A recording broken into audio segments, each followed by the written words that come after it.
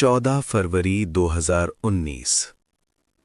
जब दुनिया Valentine day मना रही थी, तभी कश्मीर की ठंडी वादियों में एक ऐसी साजिश आखिरी सांस ले रही थी, जो कुछ ही पलों में पूरे देश को शोक और गुस्से में डुबो देने वाली थी।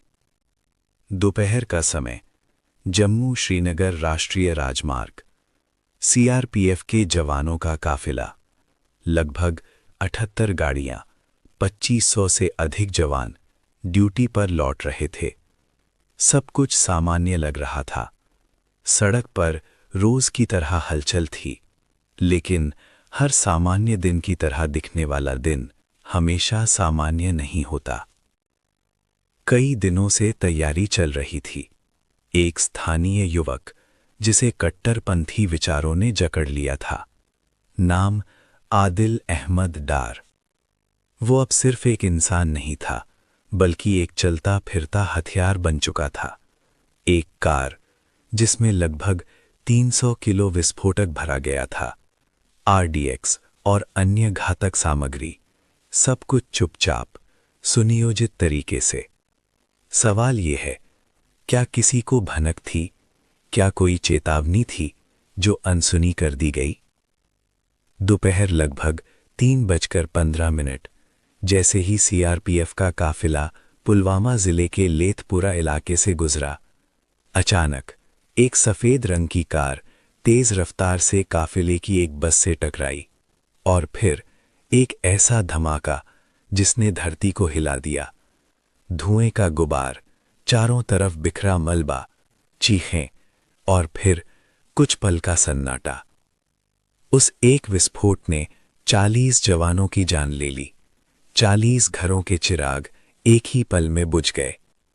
हमले की जिम्मेदारी ली जैश-ए-मोहम्मद ने। इस संगठन का सरगना मसूद अजहर। भारत पहले भी कई बार इस नाम से रूबरू हो चुका था, लेकिन इस बार घाव बहुत गहरा था। जांच में सामने आया, हमले की प्लानिंग महीनों से चल रही थी। स्थानीय सहयोग, सीमा पार से समर्थन और सोशल मीडिया के जरिए कट्टरपंथी प्रचार। हर परत खुलती गई और हर परत के साथ गुस्सा बढ़ता गया। देश भर में शोक की लहर दौड़ गई। हर शहर, हर गांव, शहीदों के पार्थिव शरीर जब उनके घर पहुंचे तो पूरा भारत रोया। मोमबत्तियां जली, नारे गूंजे, वीर जवान अमर रहें। लेकिन शोक के साथ साथ एक सवाल हवा में तैर रहा था, क्या इसका जवाब दिया जाएगा?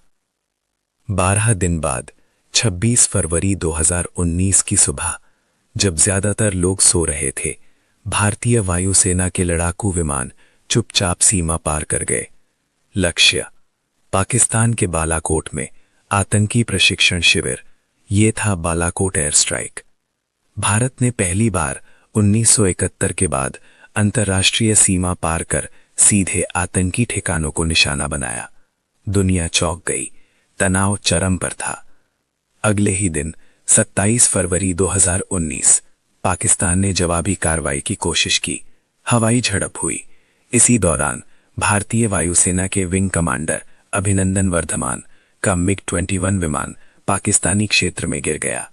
पूरे देश की धड़कनें थम गई।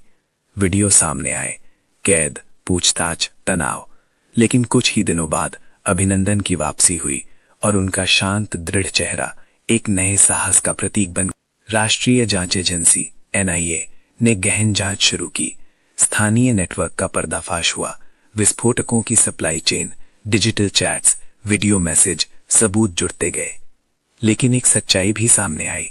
कट्टरपंथ और आतंकवाद सिर्फ बंदूक से नहीं, विचारों से भी पनपता है। क्या खुफिया इनपुट पहले से मौजूद थे? क्या सुरक्षा में चूक हुई?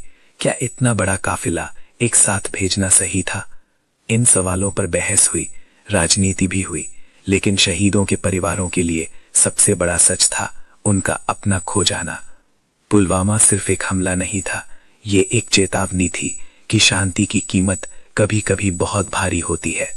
40 नाम जो अब सिर्फ आंकड़े नहीं हैं, वे कहानियां हैं, सपने हैं, अधूरी चिट्ठियां हैं। हर साल 14 फरवरी को जब लोग प्रेम का जश्न मनाते हैं, भारत अपने उन बेटों को याद करता है जिन्होंने वर्दी में अपना आज हमारे कल के लिए कुर्बान कर दिया। इतिहास गवाह है, घाव भरते हैं लेकिन निशान रह जाते हैं। पुलवामा का वो धमाका आज भी याद दिलाता है, सतर्कता, एकता और साहस ही हमारी सबसे बड़ी ताकत है, क्योंकि जब देश एकजुट होता है तो सबसे बड़ा हमला भी उसकी आत्मा को नहीं तोड़ सकता।